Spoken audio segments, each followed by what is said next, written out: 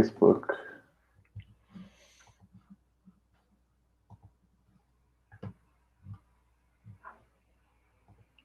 Oh, awesome. Okay, we're live. Beautiful. All right. Live with Joshua Lisec, or is it Lisec? Depending on who you ask. He's a #1 best-selling ghostwriter for big shot gurus.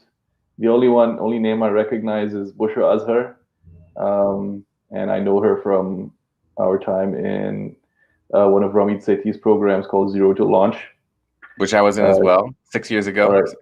7 years ago now. Small world, beautiful. But yeah, that's what actually sort of like piqued my interest. Other than the fact that Scott Adams shouted you out and Ed Lattimore shouted you out as well. I was like, oh, Bushra let him ghostwrite the book as well. So yeah, that's pretty cool.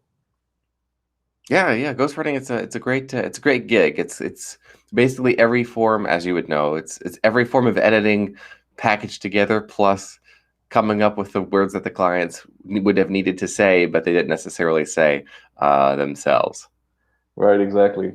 Now, who's interviewing who? Am I interviewing you, or are you interviewing me? Or are we just like talking shit? I think it's a kind of a back and forth discussion. I want to bring up how I first learned about you and began following you. There was some tiff, hullabaloo, whatever you want to call it, over in a Facebook group. Probably 4 years ago, 3-4 years ago. You ruffled some feathers, and I thought, wow, this guy's pretty cool. So I started following you. I follow you on Facebook, followed you on Twitter, and I consistently check out your stuff. You retweet me here and there. I remember you've billed yourself as the most expensive copywriter in Dubai. You have this book you've been working on called Dragon Energy: The Tao of Personal Branding, which I believe I've read all the chapters of it you've posted online. Consistently wondering, when is he going to finish this thing? So I'm curious, what to you, Nabil, is the relationship between personal branding and copywriting? Because that's multiple talents in your talent stack, to borrow Scott Adams' language. Absolutely, and I'm going to answer that, but I just wanted to touch on a couple of the points that you mentioned, because I remember, I think I know exactly which hullabaloo you're talking about. That was in the Copywriter Club Facebook group. I can't remember, what did I say. It must have been something very politically incorrect. And it was, yes. And I subsequently got removed from the group, and then let in, like I had finished my timeout. Maybe you didn't see this, but I had finished my timeout and I was about to get let in again. Like this was like just after I had done my podcast interview in the Copywriter Club podcast with Kira and Rob, and then like people like lost their shit in the group again, because, oh my God, how can you interview this guy? Why are you giving him a platform? And then somebody posted something, and then I screenshot that post and I posted it on my profile. I was like, and I edited out the person's like face and name, so it was like totally anonymized, right? And I was like, oh, it looks like I'm going to make a grand entrance. I can't remember what I said, but then the forum owners, Kira and Rob, they didn't too much appreciate that. And then I was subsequently removed from the group again. And then I think they actually made a rule in the group that's like, no screenshotting and sharing in your like on your social feeds or even in your email list, which is, I mean, I don't know, like, okay, it's their group, they can do whatever they want, but like, I mean, come on, it's like, that's a bit like extreme, if I do say so myself. That's point number one. Point number two, the reason why it's taking me so long to finish my book is I was going to finish it like probably like maybe I was trying to finish it like 6 months ago. And the reason why it's taking me so long and I haven't finished it is because like I found out about you, and I started reading some of or listening to some of the stuff that you put out and reading some of the stuff that you put out about the kind of crappy books that your clients come to you with. I was like, oh shit, Maybe I better maybe I better like look at this a bit more closely and try to make sure it's not like at least the manuscript is like Joshua worthy, because I don't want to publish crap. Yeah, I see that a lot where I just got to get a book out there. A book is the new business card. Of course, what do people do with business cards? They throw them in the trash. Yeah. Not necessarily association that you want there. But to touch on your point, Nabil, about the Facebook group shenanigans, you are the first like writing professional that I saw get canceled, so to speak, from an entire, not necessarily entire social media platform, but from a massive group. I mean, Copywriter Club is quite a hefty little group there on Facebook, and so I've kind of began watching you. Like, let's see how does he go from here? How does he proceed from here? And the fact that you were willing to dish out your perspective in as much as it got you, removed from that group, that told me that this is a person who's authentic and I can trust what they have to say.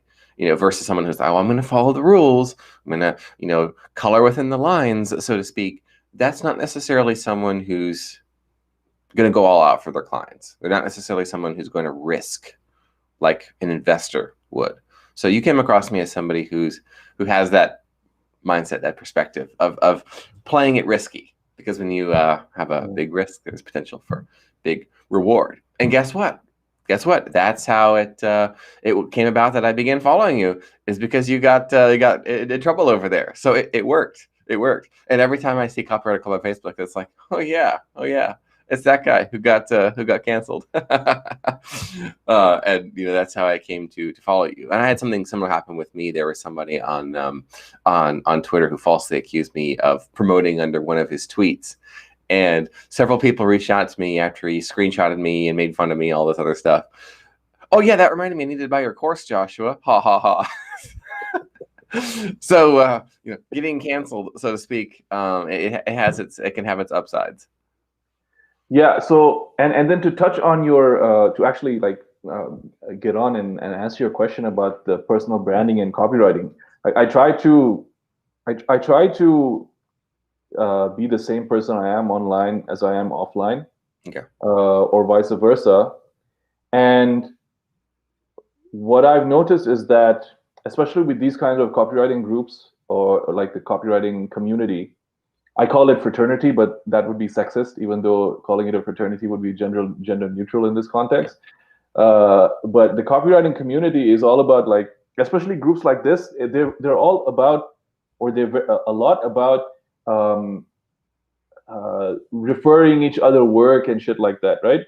Mm-hmm. And because of that perception that I need to play nice with all the other copywriters, so because they might bring me business down the line, like some copywriters have reached out to me talking about potential opportunities that they might refer work and things like that.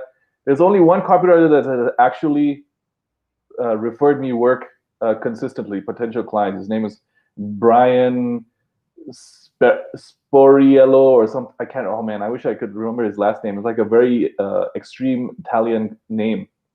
But he's a good guy. I reached out to him cold, actually, and that's besides the point. But the thing is that everybody's trying to play nice with each other, and because of that, it's kind of fake.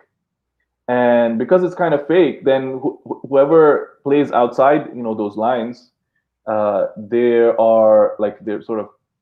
not in the club anymore, so to speak. And there have been a number of people who have been removed from that copywriting, the Copywriter Club group, who didn't play, within this neat little box that that the copywriters expect.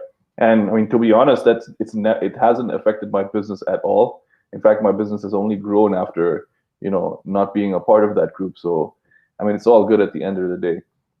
And ultimately, with personal branding, especially if you're a freelance copywriter, that's like all it is at the end of the day. Unless you start your own company, like a mini agency, or you create your own offer that's its own brand, like you're a personal brand at the end of the day.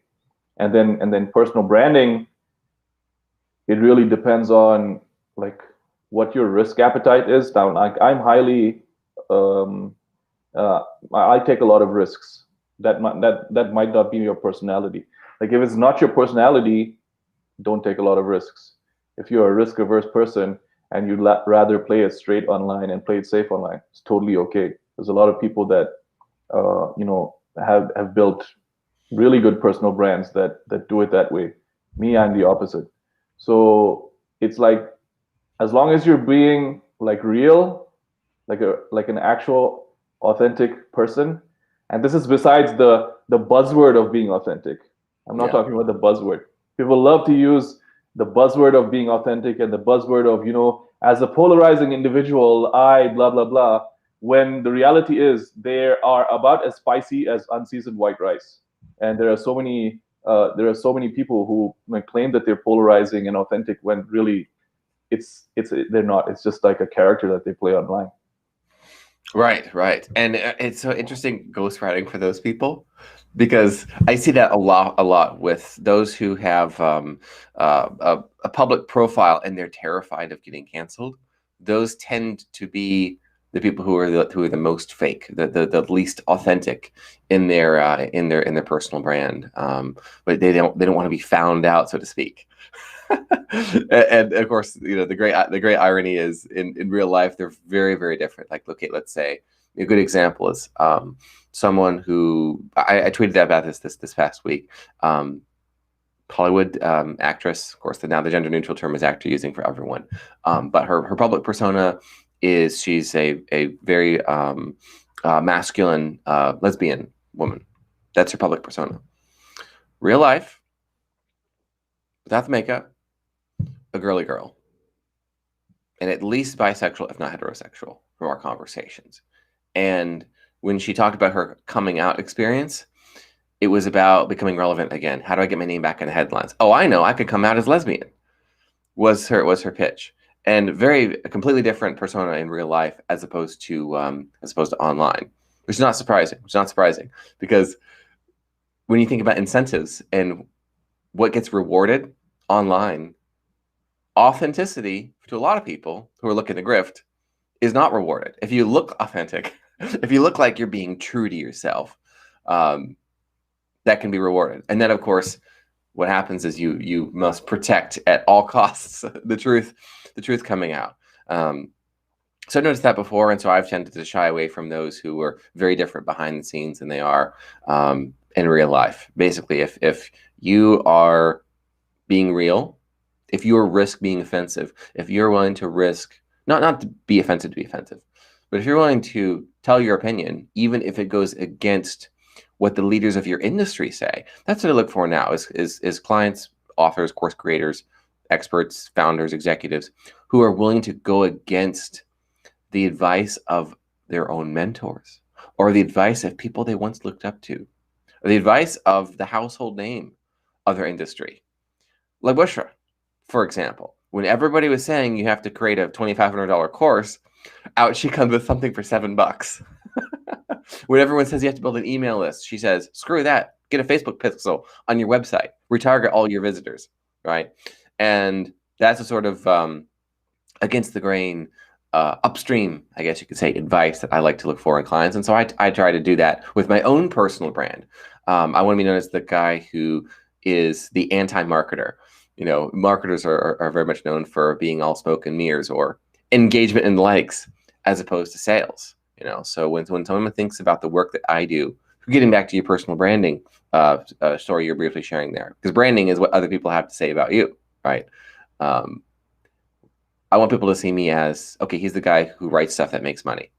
And that's the branding that I'm going for. That first, ghostwriting second. So when you think about building your own personal brand, maybe what is it that you want to be known for? I want to be known as someone who is truthful and someone who has integrity, and that's basically it. Because a lot of what I do, even though I'm not the most observant Muslim, a lot of what I do, especially in how I do my business with my clients and how I write my copy, is tied to my faith. And like for example, you know what an offer stack is, right? Or they Yes. do, yeah. So like just for the people who don't know who might be listening, an offer stack is like, okay, this is the price. Oh, but that's not all. You get this, which is valued at $9 million, but you only get it for like it's free for you today. And then not that's not all. You get Yeah. this, which is like I've sold it before for $50,000, but it's free for you right now, and so on, to increase the perceived value of the offer, so that that 997 or whatever the price is of the product seems minuscule in comparison. I can't do that. It's like literally haram for me to do that, because you're saying the price is $9 million, like the value is $9 million. So why are you giving it to me away for free? So I can't do that. I have to use other ways that are like that. I have to sort of work around it. Like if I'm doing a value stack, I would never include that valued at X, free today, and I'll put the number and then cross it out or whatever. I'll never do that. I'll find other ways to convey the value of those bonuses that are, what I would consider more ethical. So that's just one example. And I also try to do it in the way that, like, I'm more than happy to disagree and push back against my clients. Like if I think something is like wrong, I'm gonna say so. And that's gotten me into like trouble once or twice with clients. And also I like to be somebody with my client who's like, I'm going to like take action in the best interest of the client, and then I would rather ask for forgiveness than ask for permission. So there's been so many situations where I've written something or posted something or sent something out that the clients didn't agree with, um, that at the time I believe was something that would be good for their audience to read. Um, a very recent example was I'm a like, you're a ghostwriter for the books. I'm a ghostwriter for like their social media or whatever. So I wrote a very long post that I felt like would endear my client to his audience, that involved a lot of stuff from his childhood, and some Mhm. business stuff that he went through during his journey. And it was like super long, very detailed, a lot of emotional triggers and stuff like that. And my client, he deleted the post. He said, no, I don't want to talk about this kind of stuff with my audience. I feel like it's not within my brand. When I talked to him about it afterwards, though, he was like, I took that post down, but even though I took it down, I got really great feedback off of that post. Like for the few like minutes or whatever, or hour or whatever that it was up, like I got a lot of DMs from people talking about how this was resonating, and comments and things like that. So like I was right, but I was wrong. You know what I'm saying? Yeah, yeah, and that willingness to take risks and say what needs to be said, I found in my experience that will endear me to a client, because it's like, wow, I come across a lot bolder when you're writing for me, Joshua, because I don't pull back, and it's like, oh, I can't say that. Well, when you read someone else using your words saying that, there's emotional detachment, and at least I've noticed it with not every client, but I see that often. There was a question someone had, Nabil, about author voice, client voice. How do you mimic or recreate authentically someone's writing style? And the person, I guess, was directing that question to both of us. So when you're writing a story, personal story for someone, that it gets posted on their social media, or a sales letter, or maybe a marketing email, a newsletter where they're sharing a story of theirs, how do you ensure that no one can tell they had a copywriter? Right. So I have a sort of like a contrarian view about this, and then really I wanted to grill you about how you do it, because maybe I'll get better for my own writing, because you have so much more experience ghostwriting than I do. So my thing is, I don't believe that an author voice exists. I believe that they have like different facets of their lives, or different layers to who they are, and communicating each of those layers rather than just one thing at a time or one thing only makes the client or whoever you're writing for seem human. And seeming human is what we're going for. So because of that, it feels like to the client that I nail their voice or I get their voice, when really I'm not trying to do anything of the sort. It could be, I haven't actually formalized this or systematized this. It could be that I'm getting their voice intuitively, but I don't think so, because I'm not trying so hard to write in their voice. What I usually do is I interview my clients, or I'll have conversations with my clients, and those conversations make it into my copy. So they say something, cool sounding that I feel might be a good hook and a good angle, and they think nothing of it, but I include it in the copy. And because they're hearing their words or seeing their words in print or in the post or whatever, or hearing their words sent back to them, they feel like, oh, this guy gets my voice. When really it's more like an optical illusion rather than me being any skilled at writing in a voice.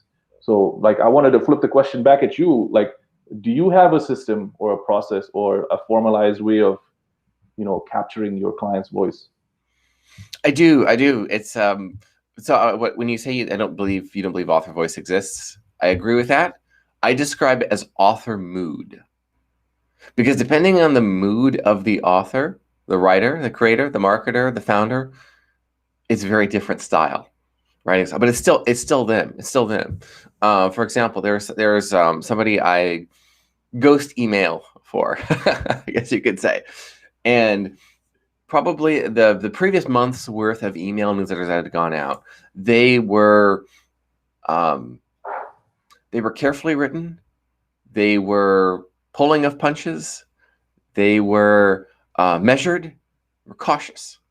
And then the one that came out, okay, this is my last email, check it out, was uncensored, was direct, profanity laced, gloves were off. Like, okay. Very, very different writing style in both of them. One was long, flowing sentences. The other was short, choppy, IDGAF in this email. So if I was trying to recreate his authentic writing voice, author voice, which one do I use? Very different mood. And so rather than say, oh, it has to sound exactly like him in terms of voice, it's what is the mood that he's feeling? And then, and this is the key part for me as the ghostwriter, is using their words as much as possible. So in the same way, when you're interviewing someone and they're telling a great story that, oh, I can use that line. I am basically like an indigenous hunter. I use as much of the animal as possible. When I'm having a conversation, I transcribe everything.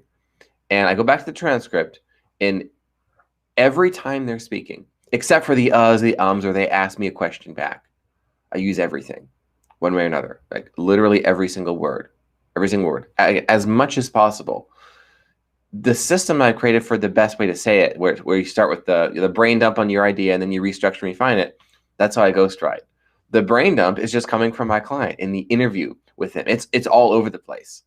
So I open up the brain dump, and I look at, okay, what of what they said comes first in this, because I'm the expert. I know it has to come first inside of the introductory chapter, or at the top of the email, or at the beginning of their course. I do a lot of ghost courses now, ghost course creation, as you might say. And so what comes first? I know it has to come first. And so I'm looking for that hook, or at least the makings of a hook. And sometimes there's a lot of gaps. Imagine like they dump down a bunch of puzzle pieces in front of me, and I begin to put the puzzle together with the content, and a bunch of pieces are missing. So I have to come up with those. And of course, it needs to be ones that fit in with what they've said. So I will reuse turns of the phrase that I've seen in other pieces of copy that they've written, or if they have particular type of metaphor that they like to use, I'll use a metaphor like that. Or if there are stories or examples that they've shared recently on their social media, or that even came up in conversation, I will work in that as an example. So when the client reads it back, and this is what a lot of people tell me, actually most people tell me, Joshua, I can't even tell I work with a ghostwriter because it all felt like it was me. And I'm still, so I'm even a ghost to them. I'm even a ghost to them, which is the fun part about my job is, for the most part, they'll read it, they'll look at it, and okay, I'll tweak one word here, I'll add a sentence here. There's very little. So for you, Nabil, when you are taking their words, using their words, something that they had said, how are you still ensuring that the rest of it, like, feels like them, feels like their energy, so to speak? I mean, that's interesting you asked that because I generally follow the exact same process that you do. I For my retainer clients, we do 2 calls a month, so bi-weekly, and then it's just us chatting, getting ideas, what's going on in their life, what's going on in their business, me asking them questions to try to get ideas, and then I have the transcript done, like, with my software, with the software that I use, Descript, and then I just go through that, and then I find the ideas for the content. And exactly like you do, I go through and I look for what's the hook, what's the thing that goes first. It's exactly the same. I try to use as much of their words as possible, like the way they say it, the same stories that they use. If they have like catchphrases or aphorisms, I use those over and over again. Like for one of my clients, he's got a lot of you would call them aphorisms or catchphrases. So he's got one that's like sales over marketing. Okay, that's one of his aphorisms, and then he has another one that's like make the damn offer. So if I sparse those in uh, across, however many posts, people will feel like it's, the client talking to them. And also, you said about the mood. Again, it's the same thing. Like, you have to vary the emotion that comes across. So there'll be sometimes posts that are more aggressive, sometimes posts that are like, calling out the prospect.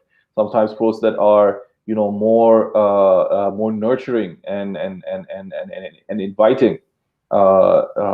Some posts that are more aspirational and, motivational, like kind of like, the kind of stuff that we see on money Twitter, or self-improvement Twitter.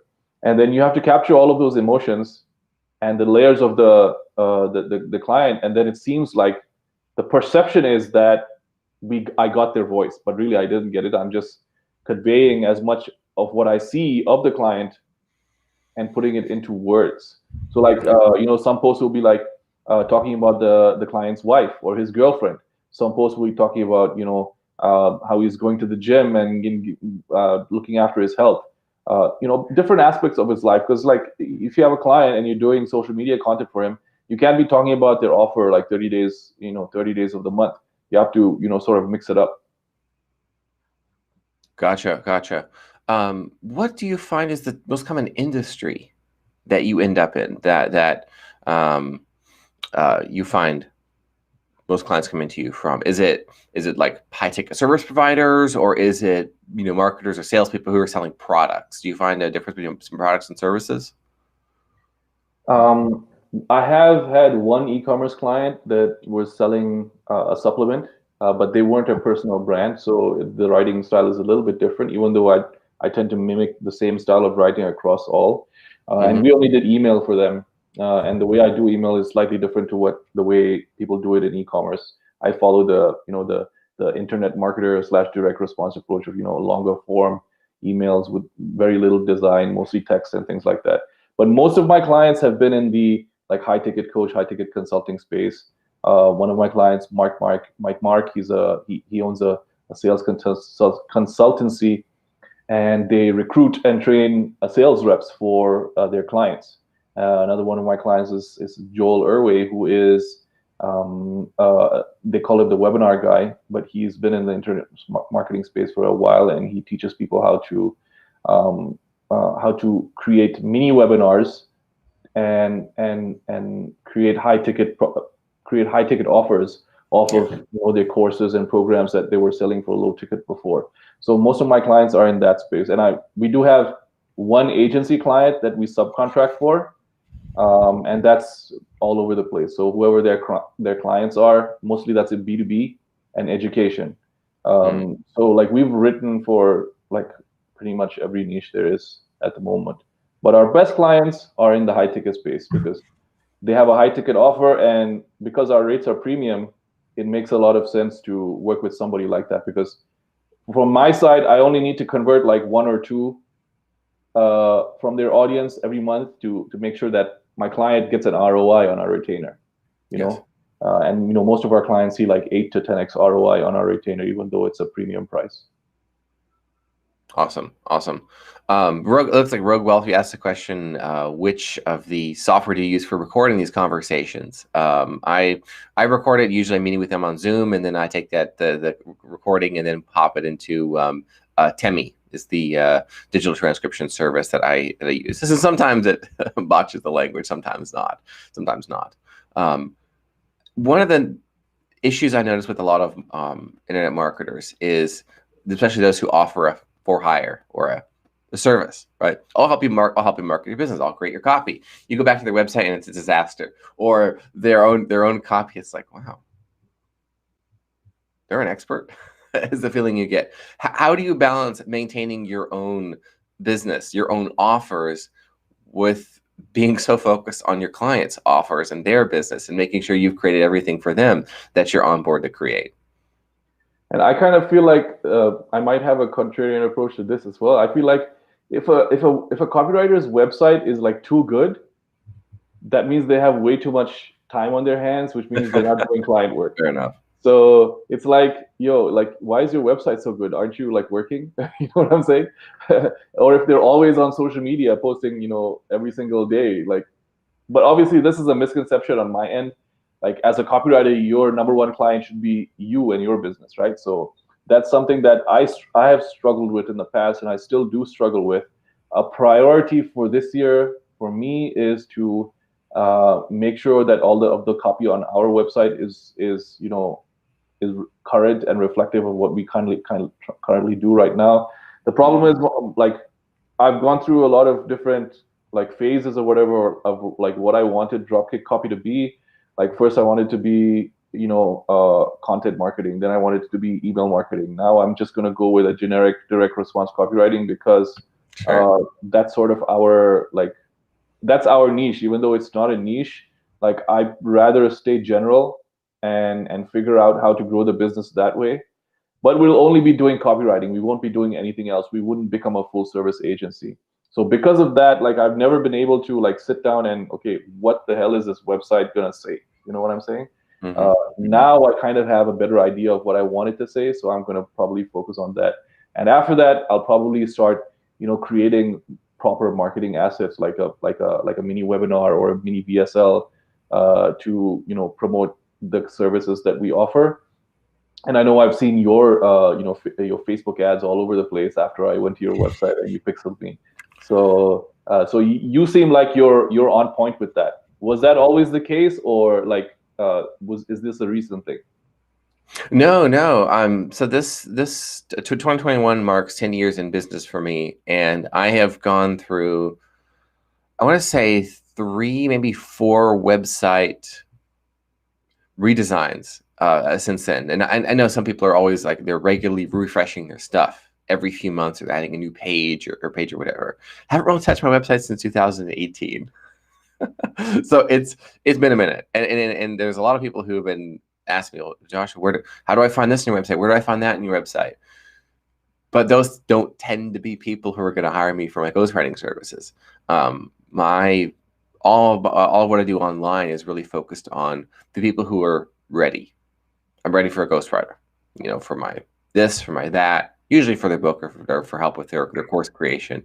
And so the Facebook the retargeting I do with Facebook Tracking Pixel, or the videos that I post on YouTube, or the sort of stuff that I tweet out there or repost on Facebook, for example, it's all focused on finding those people who are, I need a ghostwriter. Now that's not everybody. But then I realized, wow, I could repackage my services as products, information products, and sell to people that way. So I've been obviously tweeting about my programs that I have, and then creating some YouTube content for that, tweeting about that, and creating blog posts about that. And so I've been seeing some, as they say, passive income from that digital real estate that that I own, so to speak, for those keywords. So that's been fun. And it's not been the most massive addition to my bottom line, but having that little income come in and like, oh wow, you made 7 sales today. I have no idea how or where they came from. But that's great. When you begin to see that consistently, you get a taste for that. It's a little addicting.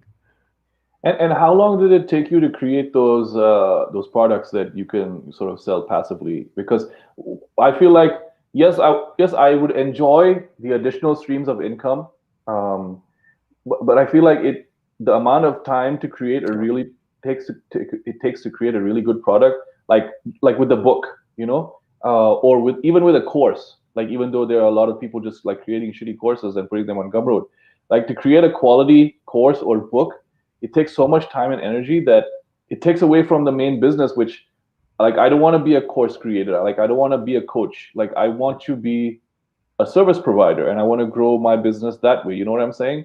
Yeah. And like I would rather focus on that one thing and then get the squeeze the most out of that as possible before I move on to these other things. So I guess my question to you is like, did that take a lot of time for you to create those products that you can sell passively, or how did that go?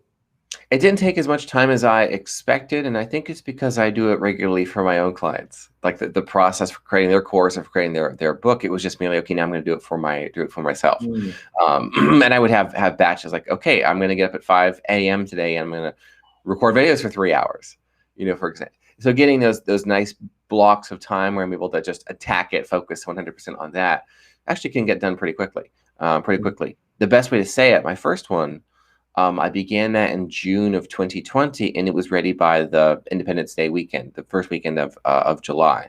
At least the core content. I added a few things here or there over the subsequent months, but for the most part, it was basically a month. With the best way to tweet it, which I did with Ed Lattimore, that took us about 2 months, I believe. That was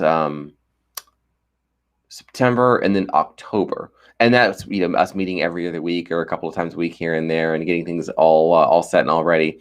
And then the latest one that I did, Write This Not That, one day. Because I basically, okay, what have I identified are, and I call them anti-persuasion mistakes that show up in writing. What are the most common ones? And so I listed them and handed it off to a designer to turn it into something nice, pulled it up, turn the camera on, go. And now it's done. Obviously still have to write the copy for it and create the course cover and put up a bunch of tweets about it and all that. So it's more than just one single day. But having done it so many times, you know what's necessary, what's a waste of time when creating an information product. So in my experience, it was a lot faster than I anticipated. None of this, working on it for 6 months or for a year sort of thing. And the reason why I wanted to begin kind of productizing or packaging my expertise as information products is because that's what I tell my clients to do. Because they come to me and they say, Joshua, I've got so much business. I've got a waiting list. I created this one masterclass. It sold really, really well. It was great to just show up and talk, and 100 people paid me $500 for it. I need more of this. I need more of this stuff. And they perceive that being the author of a book, perceive it accurately, that being known as the person who wrote the book on their industry is a massive amount of perceived authority, credibility, and expertise. So that's why they want to do that. And so they want to package their services as that. And it's because at any given time, only a small percentage of their potential audience, or their potential clients rather, are ready to work with them right now. But there's this massive other number, some estimates being 97% of a target market, aren't ready to hire you for your high ticket services right now. Only 3% is, which is still a massive percentage that you want to be in front of. But that 97%, they might pay $9 for your ebook or $99 for your course, your masterclass. And what I've intentionally done is created clients out of the best way to say it. So at least half of my business in Q4 2020 and now in Q1 2021, half of my business are people who bought the best way to say it and said, okay, I really wanted to try it myself. I get it. I just don't have time for this. I watched the first couple of videos. Okay, this guy knows what he's doing. And so, hey, I'm the expert. So they hire me to do it. So I've begun creating courses now that I can sell a $9 Write This, Not That training to someone. And then they'll buy my $99 best way to say it. And then they'll hire me for a $2,500 session or consulting gig or something like that with their persuasion strategy, and then okay, do my book now.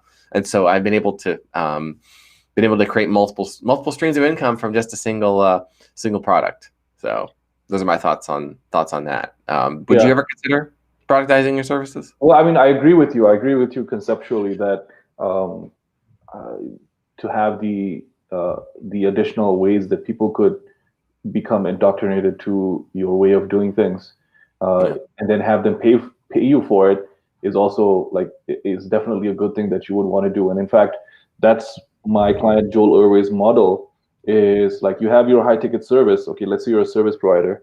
You have a high ticket service, which is like the highest level offering that you have, and then at the bottom you have a course of that, so that's done do it yourself, and then in the middle you have a coaching program which is done with you, and between the three, like you're always selling the service, like the highest ticket offer, but then if they're not ready for the service, then you downsell them into the appropriate tiered offering, so that you're always trying to sell the highest ticket offer, but then you can still make sales if they're not ready for your main thing. So I guess that's something that I would probably have to work on this year.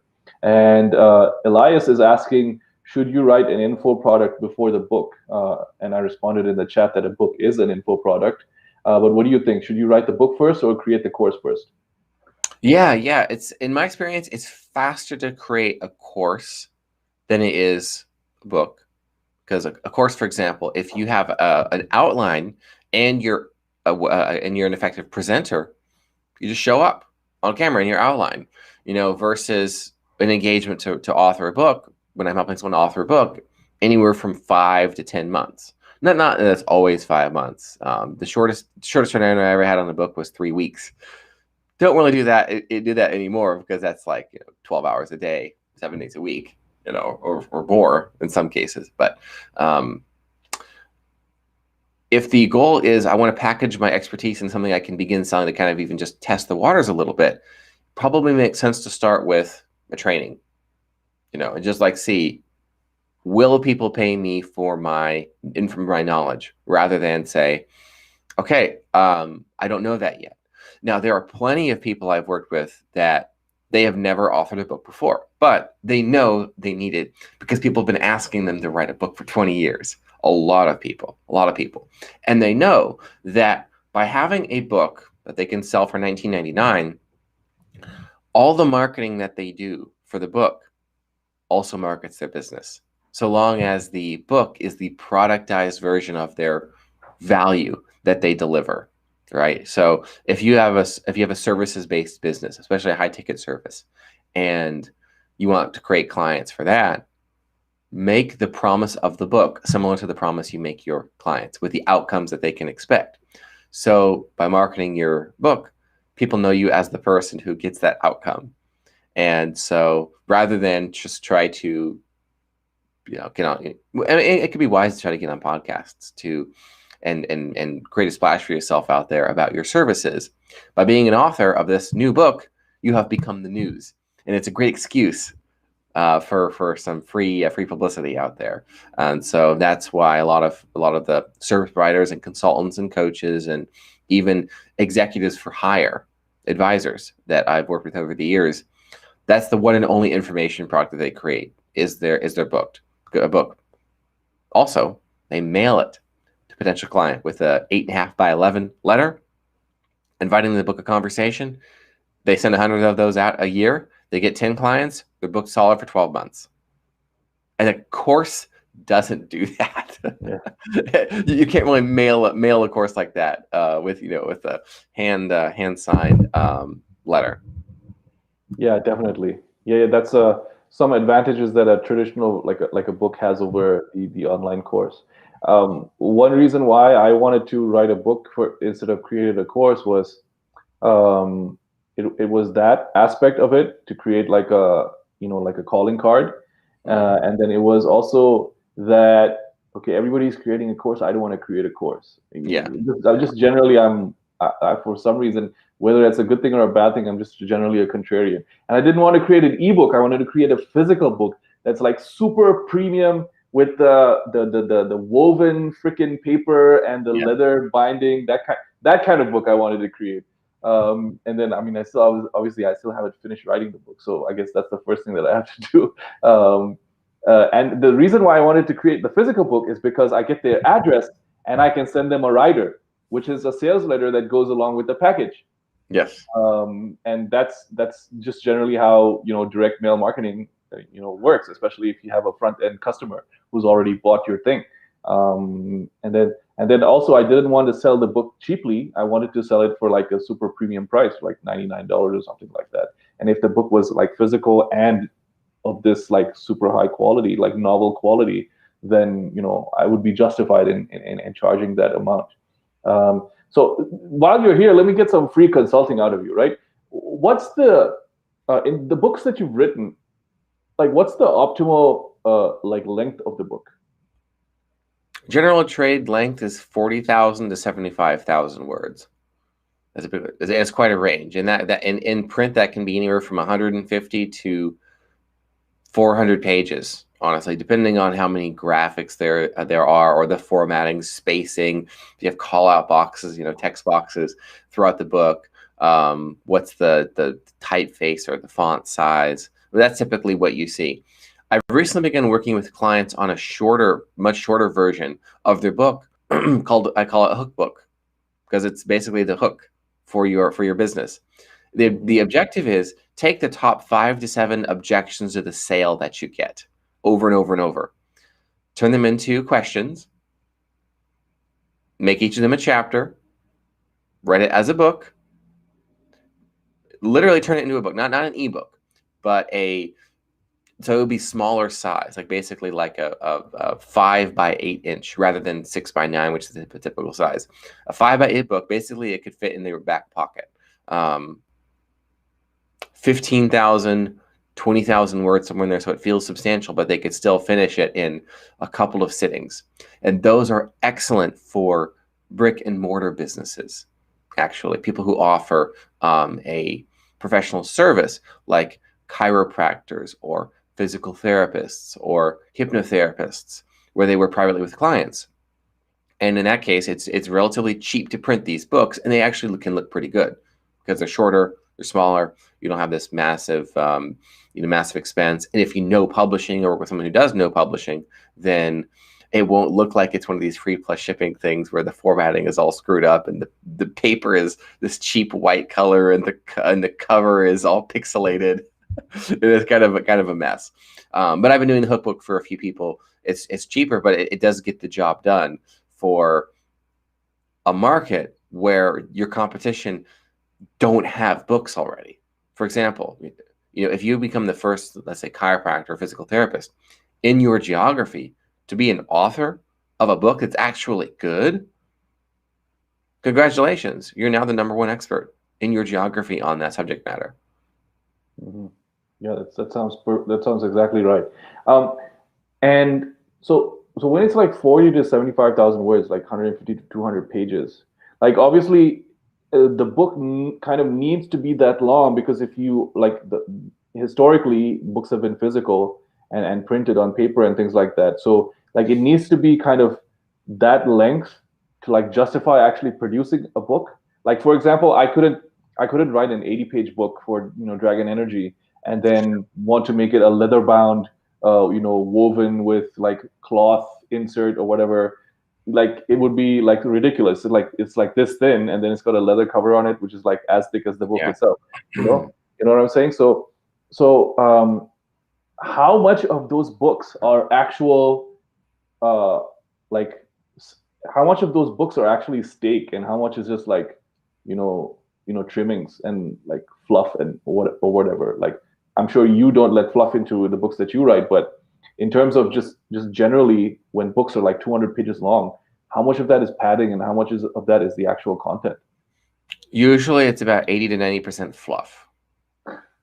And the reason is, #1, people have been telling them they need to write a book, but then they went and wrote it themselves, and then they weren't actually sure what they were supposed to say. So they gave 5 examples for 1 point. And this is extremely common with feedback on bestsellers. Look at the 2-star reviews, the 3-star reviews.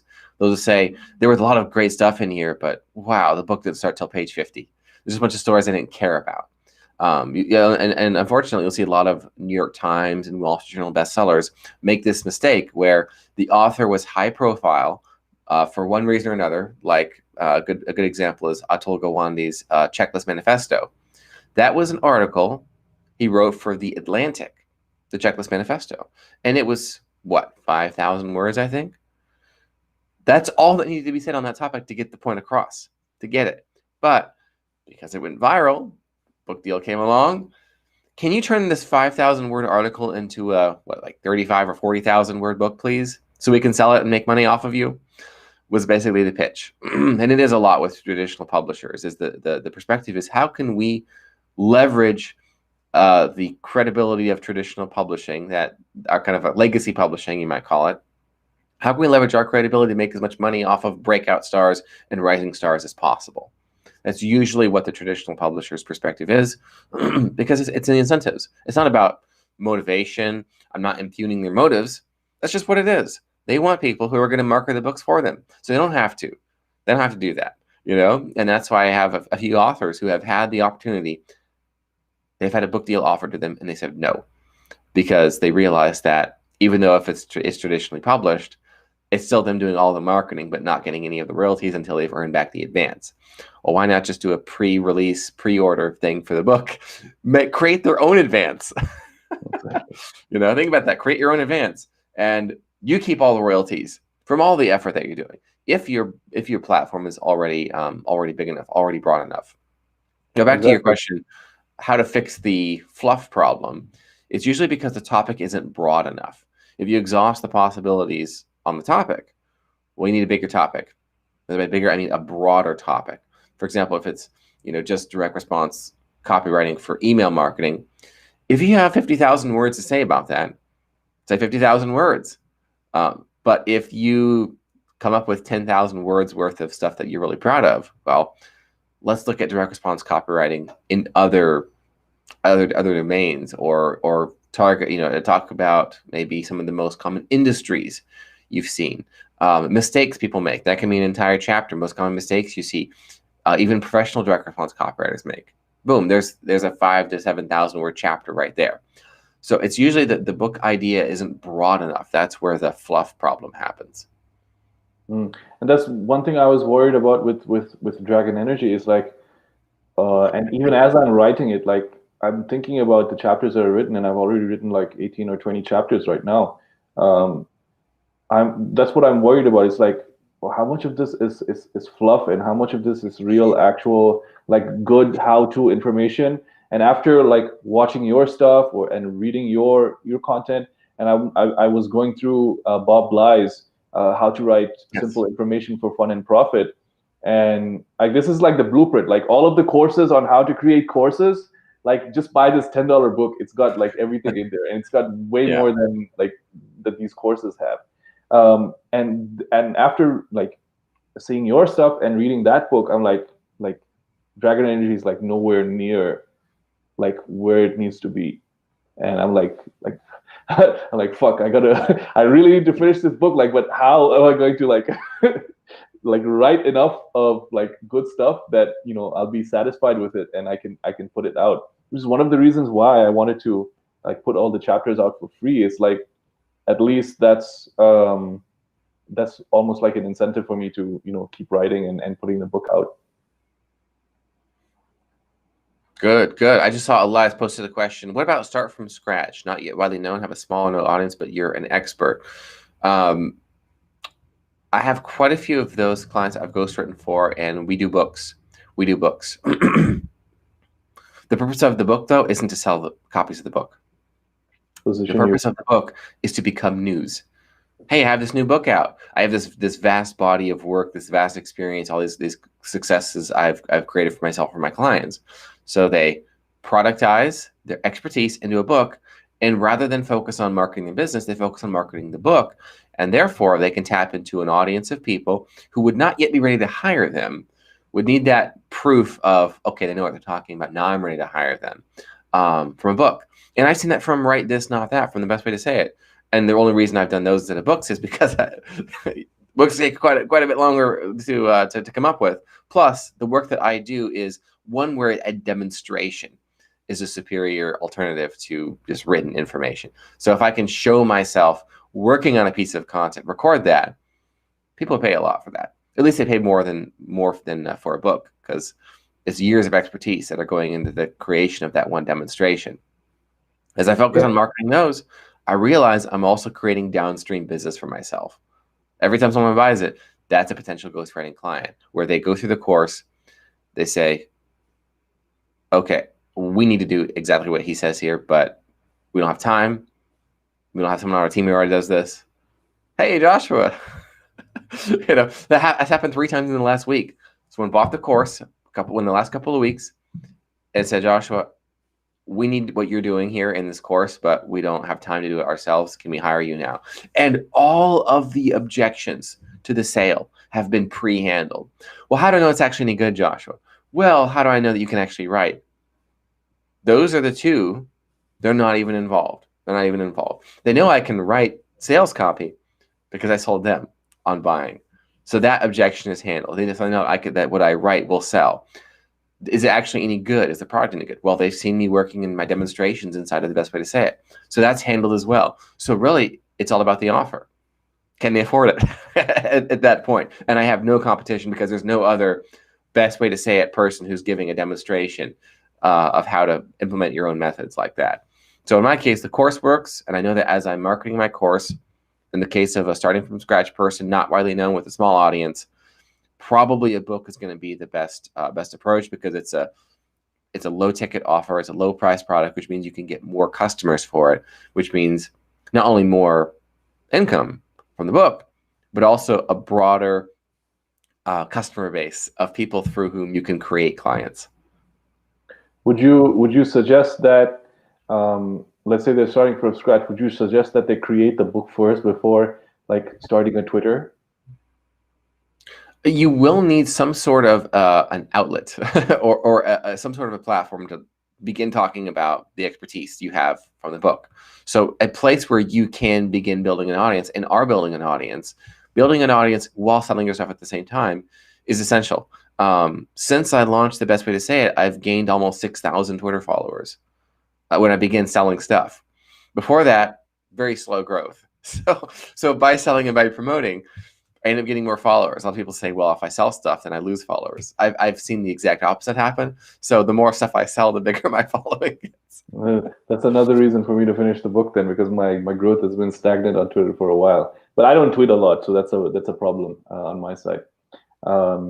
Yeah, what I feel like is if you're an expert, I would agree with Joshua in that the book is the best place to start because there's some sort of perception about a book that positions you as an expert, and people will naturally be inclined to think of you, as somebody who's credible, even if you don't have any testimonials. Like if you're starting a business from scratch, but then why would you be an expert? But you could be an expert in something or the other that Right.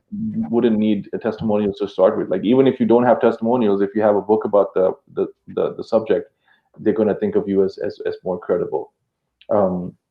Another question for you I had was about book titles. Now I've named my book, Dragon Energy: The Tao of Personal Branding, and that's sort of like a very like frou-frou fancy kind of sounding title.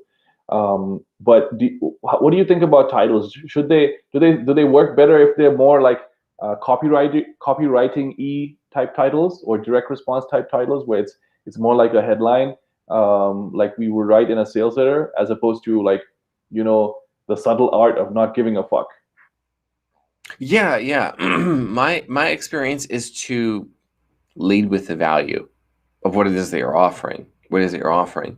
In my experience, if I don't know what the book is about, and by say about, I mean what I'm going to gain from the book, it's very hard to say yes to the purchase. The rule, the filter through which I look at what is a good title is this. If I've never heard of you before, and I read the title and subtitle of the book, do I say to myself, oh, that's easily worth $20 and 8 hours of my time? It's not just the $20. It's not just the purchase, because $20, everybody has $20. Okay. The reason people don't buy books is that they perceive it's not worth the time. If it's not worth the time, well, I'm never going to finish that. So I'm not going to buy it. So you need both of those things. And 8 hours is the average length it takes to read a nonfiction book. So from the title and subtitle alone, can I say, oh yeah, I need that. I need that. Is the value that's being promised to me so high that it's going to be worth my time to at least convince myself I'm going to finish that book, or at least get as far enough into the material so I can get the result that I'm going for. The reason I'm buying this thing in the first place is to get that result. And so the biggest mistake someone can make is to have a clever title, you know, like Dragon Energy. No, I'm kidding. No, as you're explaining it, you're absolutely right, and I agree with you. It's like it's a nonfiction book, so you should lead with the promise or the value that somebody's going to get out of writing the book. So something more direct and plain English, and simpler would be a much better title for a book about personal branding. Yeah, well, what's the result of personal branding? Is it something like become the most expensive person in your niche, something like that? Oh, that's kind of cool, because I know who the most expensive person in my niche is, and if I could seize that throne without turning my business into zero, oh, you bet I would. Who is the most expensive person in the ghostwriting niche? I actually don't remember his name, but I remember his price. $300,000 for one manuscript. Before, like, the manuscript would be the first draft? It's for the final draft, but it's just a manuscript. No other services like reformatting for printer resizing or layout or anything like that. It's just a manuscript. And I believe that's the person who wrote one of the actor John Travolta's memoirs, if I remember it correctly. Pretty sure. But yeah, he's the most expensive. I don't remember what his name is. He lives like in the middle of nowhere in Kansas, of all places. But that's what I'm going for is pricing up there. We are pretty close. I remember you saying that you once charged $134,000 for a project. Yes. Have you gone higher than that? Not recently. I hope you get soon. I hope you soon break the 200,000 mark at least. Yeah, for one book. But because I understand, I have project management in my talent stack, I can work with a lot more authors than the average ghostwriter can, doing like one book a year or a couple of books a year, or one every 6 months, for example. I can do quite a few at once and then stagger them out so they're coming out or they're being finished right as I'm starting the next person. So having kind of that cadence of what exactly does the waiting list look like? Okay, so I'm available to start you on March 1st or whatever it looks like. I can have much higher revenue than your average ghostwriter can, just because of the project management capabilities I've got. I think that's one benefit of having a niche like you do. I'm more of a generalist, so like if we're writing different kinds of projects, like the setup is different, the process is different. Yeah. Even though they generally follow the same process, but the specifics of a process end up being different, right? For a sales page versus social media copy versus email marketing versus whatever. Like if you're a ghostwriter and that's your thing, like after like 10 books, you should have the process dialed in, right? So you're able to scale up that way, which is a good thing about having a niche that I wish I had a niche like that, but I'm still a generalist. So yeah. Well, I would consider myself a generalist too, because I don't just do books. Give you an example. Right. The month of January 2021. At this point, right now, I have 21 clients I'm working with directly. Am I doing 21 books right now? No, only a handful. But the others, I'm ghost copywriting a sales letter for, or I'm ghost creating their course material, or I'm ghost emailing for them, or the latest offer I've released is a ghost persuader, where I meet with their entire team, their leadership team, or whoever's responsible for the marketing and the advertising and basically what's going out to their market.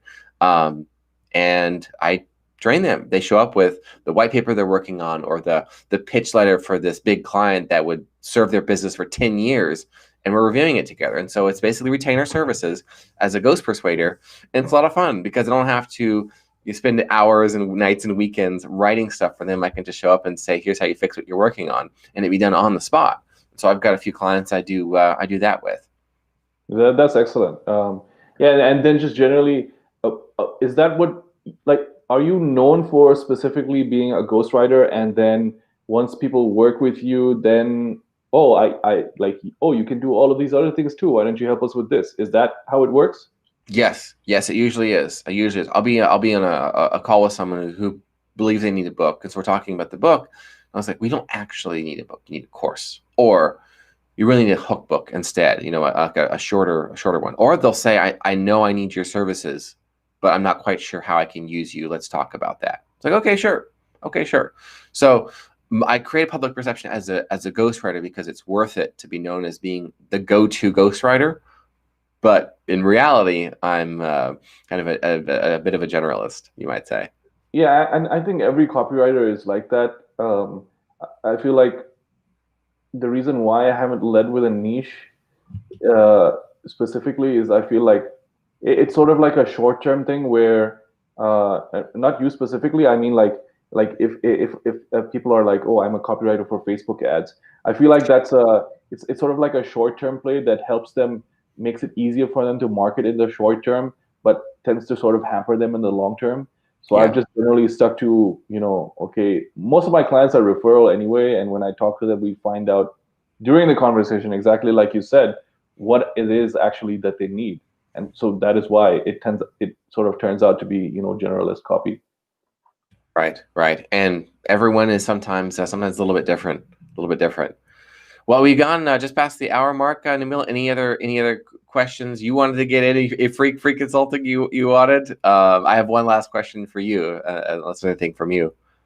Go ahead. I'm done. I've got all I need from you for now. Yeah, yeah. And okay, so the question I have for you is, will you be like, or are you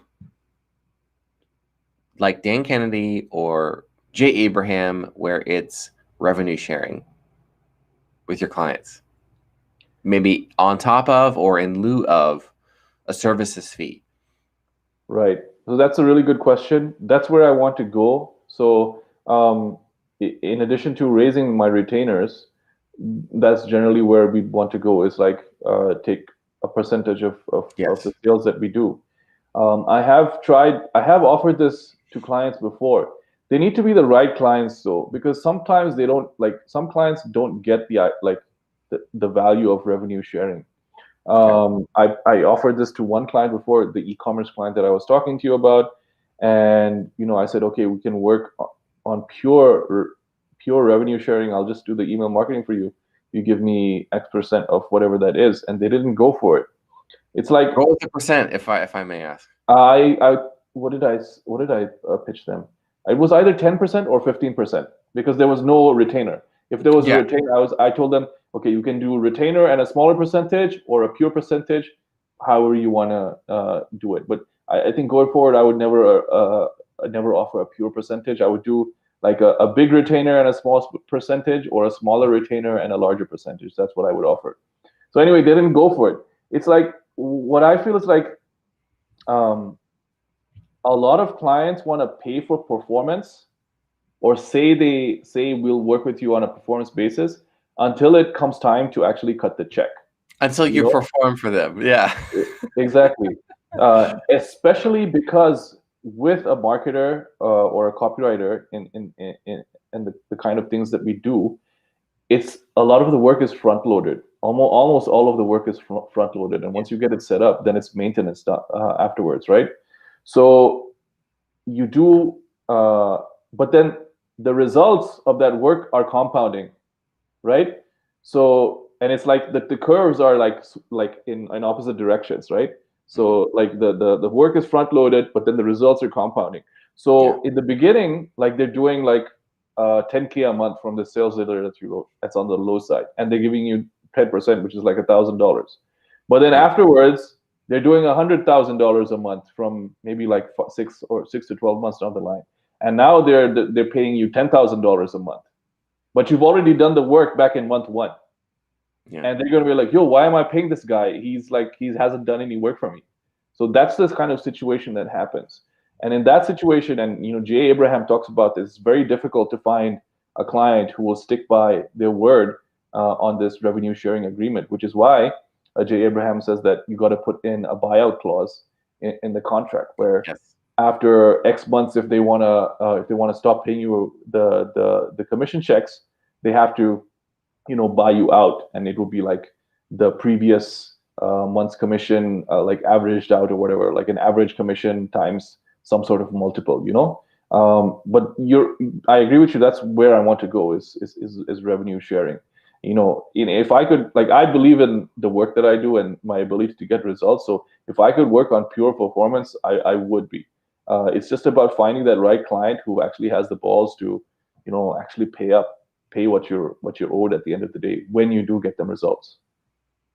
Right. And so it's probably just it's easier in most situations to keep it a professional services fee. It's the least complicated because like they understand it. Like if they don't understand it, it's very difficult to charge them a percentage. And yes, it becomes more difficult to raise your rates retainer wise because like, okay, some people might be okay with $3,000 a month, but once your rates start getting up to like $10,000 a month, which is where I want to go with the services that we're offering, like it becomes very difficult to find the type of client that will pay that. And it's the same either way you go, whether it's revenue sharing or whether it's like a flat services fee. You have to find the right kind of client who'll be willing to pay the rates that you want. Exactly. Well, that's my last question for you, Nabil. Anything else before we bid farewell to our folks here? Yeah, before we leave, tell the people where they can find you, your website, your Twitter, like, and how they can work with you if they need a book ghostwritten. Yeah. I think everyone probably watches probably has seen us on Twitter already. So I'm very simply at Joshua Lisec. I have quite a bit of action going on over on YouTube. Just simply search Joshua Lisec on YouTube. I think I have 164 book writing, publishing, marketing, persuasion trainings over there. And then everyone who says, "Hey, I think I want to talk to this cat about my book, my idea," I say, direct message me on Twitter. We'll set something up. How about you? Yeah. Obviously, dropkickcopy.com, Nabil, and here we are on Twitter, Periscope, elsewhere.